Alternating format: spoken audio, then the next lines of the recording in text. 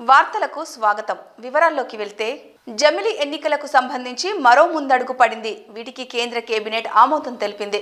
ప్రస్తుతం కొనసాగుతున్న పార్లమెంటు శీతాకాల సమావేశాల్లోనే జమిలి ఎన్నికల బిల్లు ప్రవేశపెట్టే అవకాశం ఉందని సంబంధిత వర్గాల సమాచారం.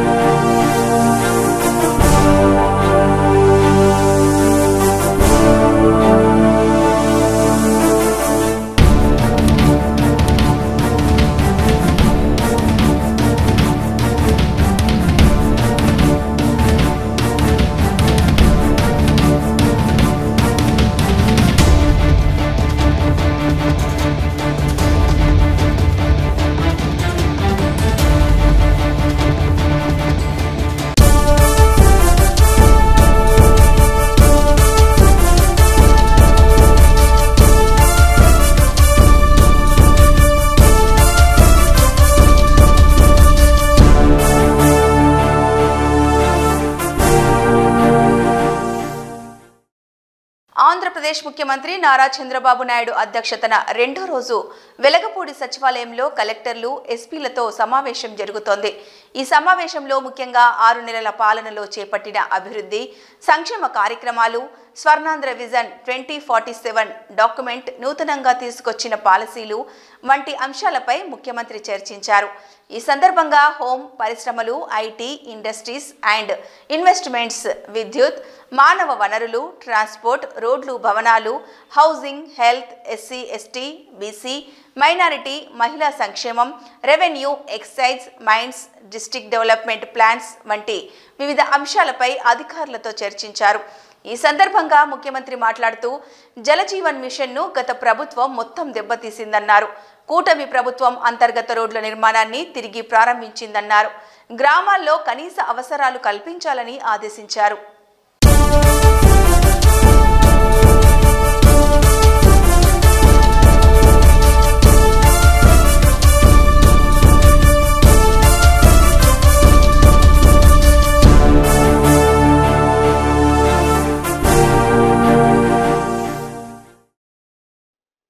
Every third Saturday we will announce as Swachh Andhra Pradesh Day. Swachh Andhra ఒక క్యాంపెయిన్ మోడ్ లో తీసుకెళ్తాం. ఇందులో clean, green, environment protection everything వస్తుంది. గార్బేజ్ క్లీన్ చేయడం దగ్గర నుంచి మీరు అనుకున్నటువంటి పంచాయతీల్లో ఇన్ఫ్రాస్ట్రక్చర్ మొదలుకొని సేమ్ యాంగిల్ ఏదైతే గార్బేజ్ ఉందో, వెట్ వేస్ట్ గానీ, డ్రై వేస్ట్ గానీ, లిక్విడ్ వేస్ట్ గానీ everything has to be dispose, clean గా పెట్టాలి. ప్రెమిసెస్ మీ జిల్లాలో పరిశుభ్రంగా ఉండాలి. దీనికి ఎంతమందిని వీలైతే అంతమందిని మీరు మొబిలైజ్ చేసుకుంటారు. ఆల్ ఆఫీసెస్ కూడా ఆ రోజు పనిచేయక్కర్లేదు, వాళ్ళ ఆఫీస్ కూడా క్లీన్ గా పెట్టుకోవాలి. ఆలోచన విధానంలో కూడా మార్పు తీసుకురావాలి. ఒక లెగసీ క్రియేట్ చేయాలి. ఫస్ట్ వర్క్ ఇది అయిన తర్వాత ఒక లెగసీ క్రియేట్ కావాలి. ఎక్కడ చూసినా ప్లాంటేషన్ పెట్టడం, ఆ ప్లాంట్స్ అన్ని ప్రొటెక్ట్ చేయడం, ఒక గ్రీనరీ కాన్సెప్ట్, క్లీనినెస్, హైజెనిక్, ప్రజల్లో చైతన్యం, గోయింగ్ ఆన్ టాకింగ్, ఇది ఒక ఉద్యమంగా తీసుకెళ్దాం. అందరం పార్టిసిపేట్ చేస్తాం. దానివల్ల over a period of time ఒక లెగసీ తయారవుతుంది. ఇప్పుడు జపాన్ కి పోతే కాగితాలు ఎక్కడ బయటేరు, చేయరు. ఒకవేళ ఎక్కడన్నా ఒక కాగితం కనపడిస్తే తీసి పర్సులో పెట్టుకుని ఇంట్లో డస్ట్బిన్ వేస్తారు. అందుకే అక్కడ క్లీన్ చేయరు. క్లైమేట్ కూడా మనకు వస్తుంది, క్లీన్ చేయకపోయినా పరిశుభ్రంగా ఉంటాయి. ఇక్కడ మనకి ఏమైందంటే క్లీన్ చేసినా కూడా మళ్ళీ ఒక గంట మార్నింగ్ పోయి చూస్తే చాలా హ్యాపీ, మధ్యాహ్నం పోయి చూస్తే మళ్ళీ మామూలు అయిపోతుంది. దారిలోనే పారేస్తారు, టీ కొట్టు నుంచి నేరుగా రోడ్డు మీద పడేస్తాడు. ఇల్లు క్లీన్ చేస్తారు, రోడ్డు మీద పడేస్తున్నారు. ఇవన్నీ వస్తున్నాయి. దీన్ని మనం ఒక రోజులో అయిపోతుందని కాదు. Old habits won't die so easily. Going on reminding, practicing, then it will have a day. మనం అనుకున్న ప్రకారం వస్తుంది. మనం అందరం కొన్ని ప్రిన్సిపల్స్ ఫాలో అవుతున్నాం. How we are following our principles in day to day life, it is only a legacy. మీ పెద్దలు మీకు చెప్పడం, వాళ్ళ పూర్వీకులు వాళ్ళకి చెప్పడం, ఇది కంటిన్యూగా వచ్చింది. మన జీవితంలో భాగస్వాములు అయిపోయాం. ఆచారాలు, సాంప్రదాయాలు ఇవన్నీ కూడా అదే మరికి ఇది రావాల్సిన అవసరం ఉంది. ఫర్ ది లాస్ట్ 30 years నుంచి పనిచేస్తున్నాం కానీ ఇంకా దీనికి క్లిక్ కాలేదు. రాజమహేంద్రవరం నుంచి ఢిల్లీకి నేరుగా విమాన సర్వీసు ప్రారంభమైంది. ఢిల్లీ నుంచి రాజమహేంద్రవరం మధురపూడి విమానాశ్రయానికి మొదటి ఇండిగో డైరెక్ట్ ఫ్లైట్ చేరుకుంది. తొలి విమాన సర్వీసుల్లో కేంద్ర పౌర విమానయాన శాఖ మంత్రి కింజారపు రామ్మోహన్ నాయుడు, రాజమహేంద్రవరం పార్లమెంటు సభ్యురాలు దగ్గుపాటి పురంధేశ్వరి, కాకినాడ పార్లమెంటు సభ్యురాలు ఉదయ్ శ్రీనివాస్ ఢిల్లీ నుంచి నేరుగా రాజమహేంద్రవరం చేరుకున్నారు. రన్వేపై ల్యాండ్ అయిన ఇండిగో ఎయిర్ బస్కు వాటర్ కెనాల్స్తో సిబ్బంది స్వాగతం పలికారు. ప్రారంభోత్సవంలో రాష్ట్ర పర్యాటక శాఖ మంత్రి కందుల దుర్గేష్, శాసనసభ్యులు పాల్గొన్నారు.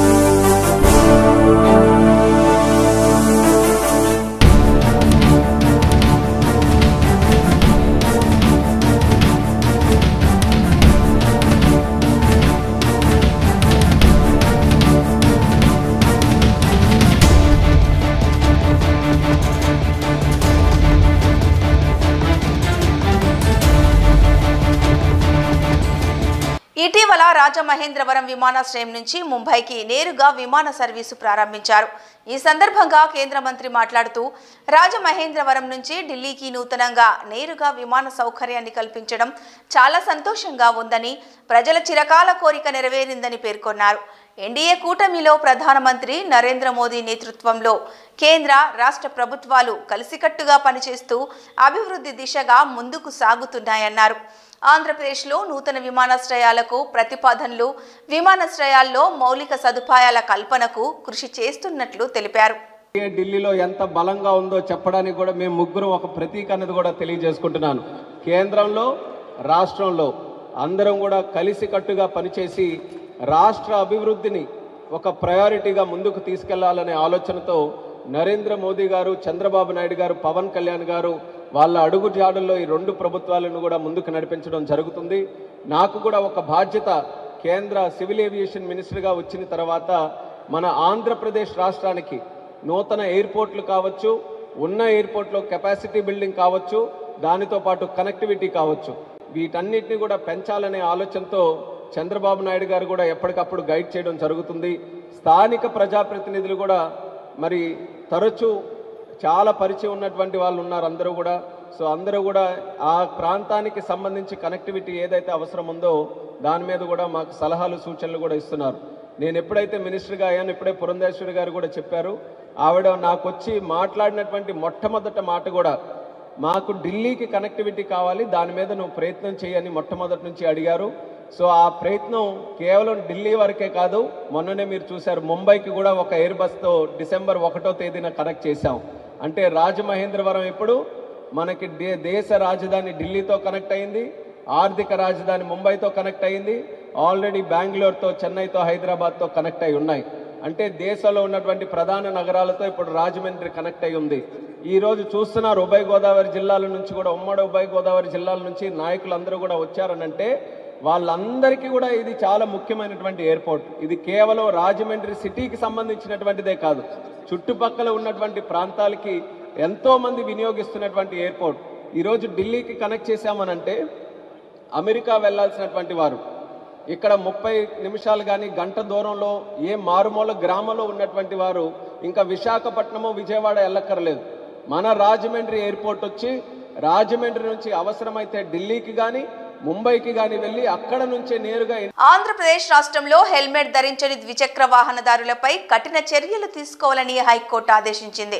చలానాలు కట్టని వారి ఇళ్లకు విద్యుత్, నీటి సరఫరా నిలిపివేసేలా చర్యలు తీసుకోవాలని సూచించింది.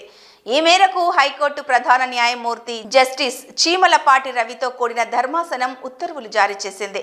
తదుపరి విచారణను ఈ నెల 18వ తేదీకి వాయిదా వేసింది. కేంద్ర మోటారు వాహన సవరణ చట్టం నిబంధనలు అమలు చేయకపోవడంతో పెద్ద ఎత్తున రోడ్డు ప్రమాదాలు జరుగుతున్నాయని, నిబంధనలు ఉల్లంఘించిన వారికి జరిమానా విధించడం లేదని పేర్కొంటూ న్యాయవాది తాండవ యోగేష్ ప్రజా ప్రయోజన వ్యాజ్యం దాఖలు చేశారు.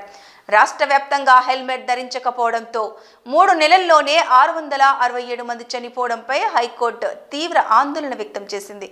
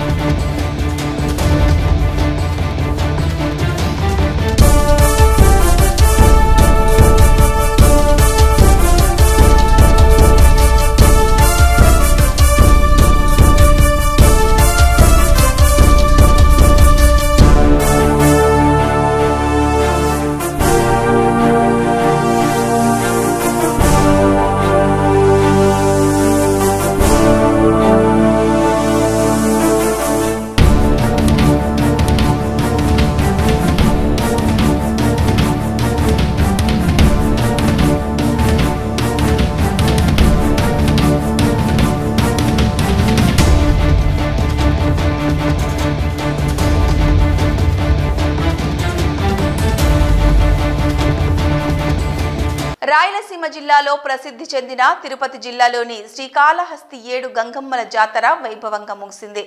2 రోజుల పాటు జాతర జరిగింది. స్థానిక ఎమ్మెల్యే బొజ్జల సుధీర్ రెడ్డి పెళ్లి మండపం, బేరివారి మండపం అమ్మవార్లను కుటుంబ సమేతంగా దర్శించుకున్నారు. అమ్మవారి కృప ముఖ్యమంత్రి చంద్రబాబు నాయుడు, ఉప ముఖ్యమంత్రి పవన్ కళ్యాణ్ మరియు మంత్రి నారా లోకేష్కి ఉండాలని, నియోజకవర్గంలోని ప్రజలందరూ సుభిక్షంగా ఉండాలని అమ్మవారిని ప్రార్థించినట్లు మీడియాకు తెలిపారు. శ్రీకాళహస్తిలో ఉన్న ప్రజానీకానికి అందరూ కూడా విజ్ఞప్తి చేసుకుంటున్నాను.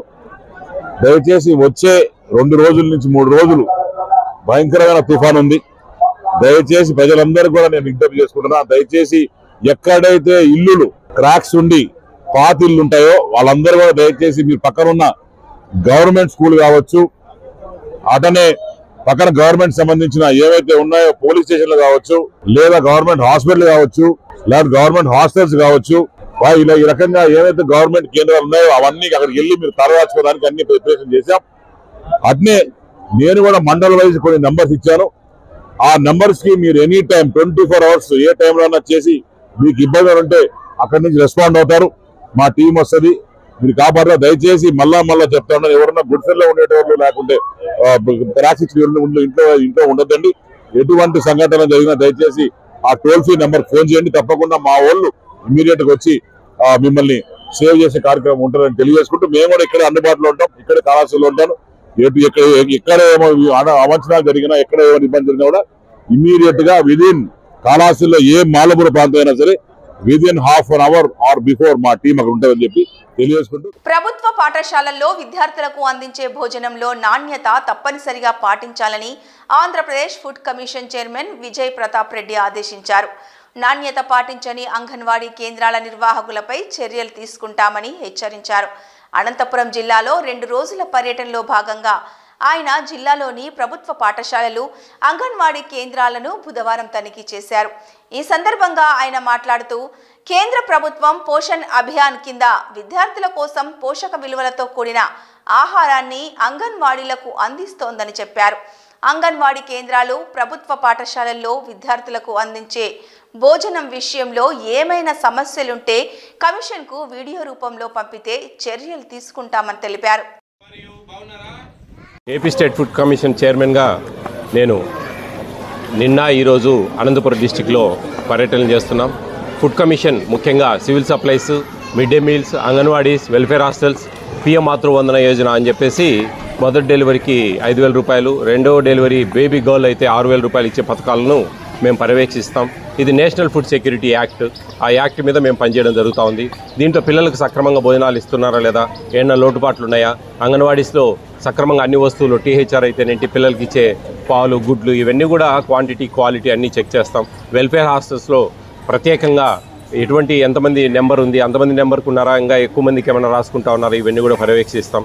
సివిల్ సప్లైస్లో రేషన్ సక్రమంగా వాహనాల ద్వారా వినియోగదారులకు చేరుతున్నాయా లేదా, ఏమైనా లోటుపాట్లు ఉన్నాయా, అవి ఏమైనా ఉంటే కన్నా సుమోటోగా తీసుకొని కేసులు పెట్టడం, ఫైన్లు వేయడం, షోకాజ్ నోటీసులు ఇప్పడం, ఇలా అధికారుల ద్వారా మేము చేస్తూ ఉంటాం. ఈ కమిషన్ అనేది 2017లో ఆంధ్రప్రదేశ్లో ప్రారంభించారు. 2027లో నేను ఛార్జ్ తీసుకోవడం జరిగింది. 2027 వరకు నా తనిఖీలు, నా పర్యవేక్షణ ఇవన్నీ జరుగుతూ ఉంటాయి.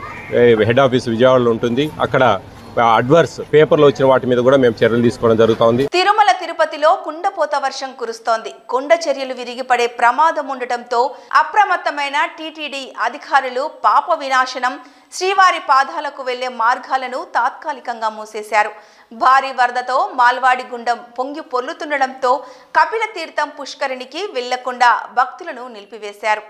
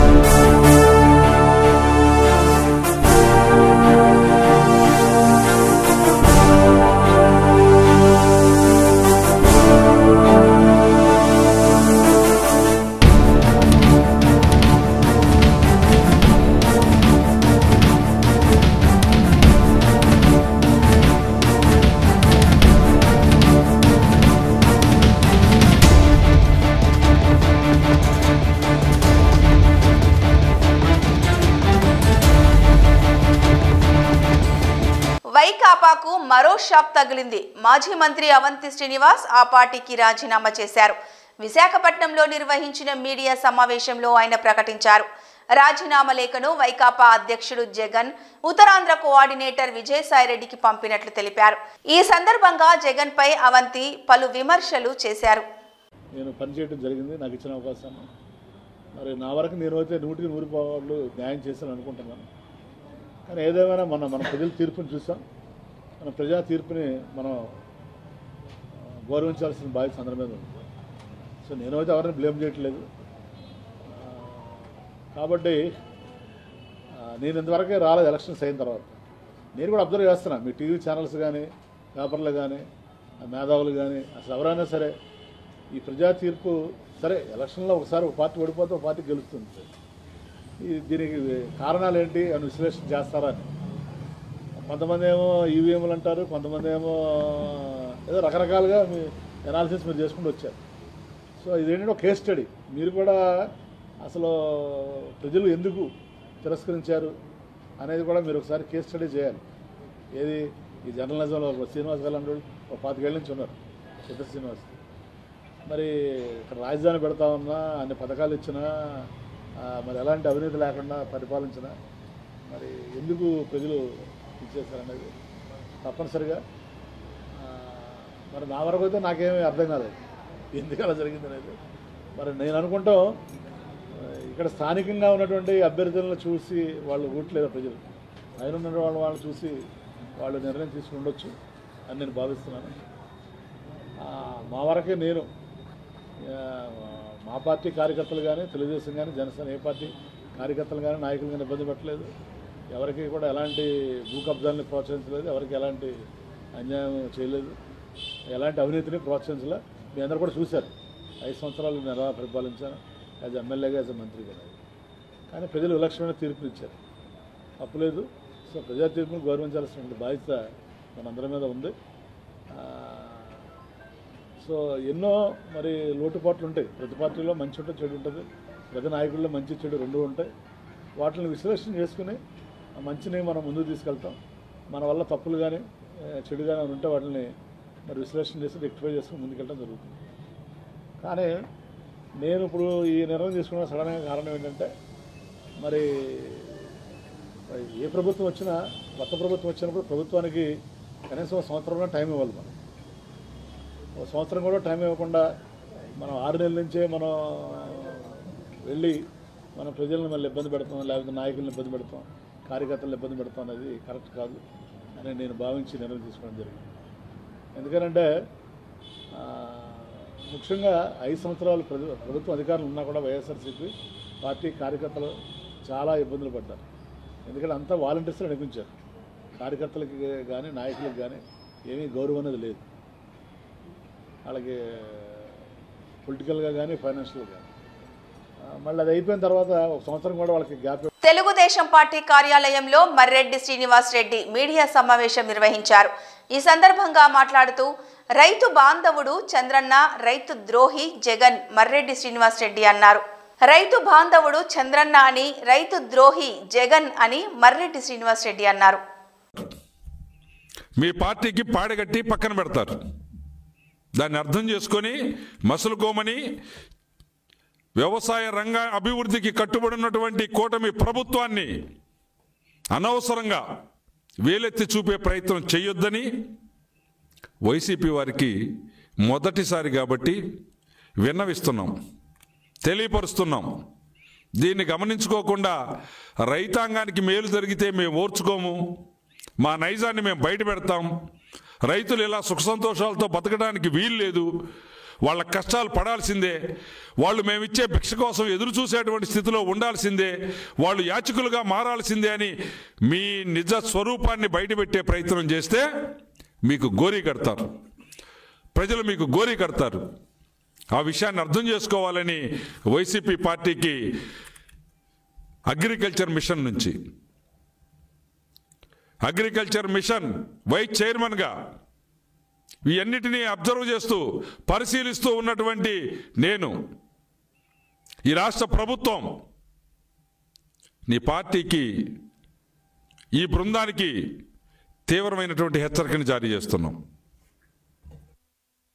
వైకాపాకు షాక్ల మీద షాక్లు తగులుతున్నాయి. ఆ పార్టీకి మాజీ మంత్రి అవంతి శ్రీనివాస్ రాజీనామా చేసిన కాసేపటికే మరొకరు గుడ్ బై చెప్పారు. వైకాపాకు రాజీనామా చేసినట్లు భీమవరం మాజీ ఎమ్మెల్యే గ్రంథి శ్రీనివాస్ ప్రకటించారు. వైకాపా ప్రాథమిక సభ్యత్వంతో పాటు పార్టీ పదవులకు ఆయన గుడ్ బై చెప్పారు. రాజీనామా లేఖను పార్టీ అధ్యక్షుడు జగన్ కు పంపారు.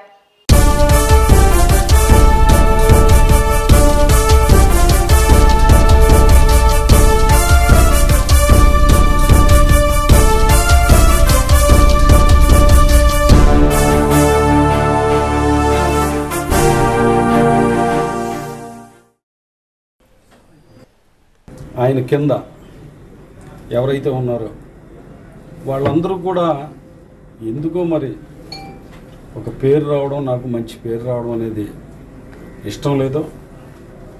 లేకపోతే జగన్మోహన్ రెడ్డి గారికి ఏంటంటే పవన్ కళ్యాణ్ గారి మీద గెలిచాడు కదా, ఇతనికి ఏదన్నా ఒక గొప్ప పదవి ఇస్తే కనుక అక్కడ పవన్ కళ్యాణ్ గారిని ఏదన్నా పెద్దవాడిని చేసినట్టు అవుతుంది అనుకుని నన్ను తొక్కిపెట్టి ఉంచారో, అది సైకలాజికల్గా ఏ రకంగా ఆలోచన చేశారో ఏదో తెలియదు. కానీ భీమవరం నియోజకవర్గంలో పార్టీలతో సంబంధం లేకుండా, అలాగే రాష్ట్రంలో కూడా నాకు తెలుసున్నంతవరకు, నేను నమ్మినంతవరకు అరే గ్రంథి శ్రీనివాస్కి అన్యాయం జరిగింది అని ప్రజలందరూ చెప్పుకుంటున్నారని ప్రతి వాళ్ళు కూడా నాకు చెప్పడం విన్నాను. అయినప్పటికీ కూడా జగన్మోహన్ రెడ్డి గారితో ప్రయాణం చెయ్యాలనుకున్నప్పటికీ కూడా కానీ జిల్లా నాయకులు కానీ పై స్థాయిలో ఆయన కింద ఉండేవాళ్ళు కానీ చాలా చిన్న చూపు చూడటం, చాలా చులకనమైన మాటలు మాట్లాడటం ఇవన్నీ జరిగినాయి.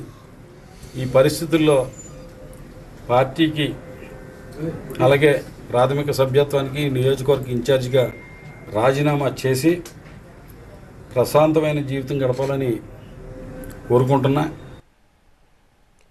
వార్తలు సమాప్తం. నమస్కారం.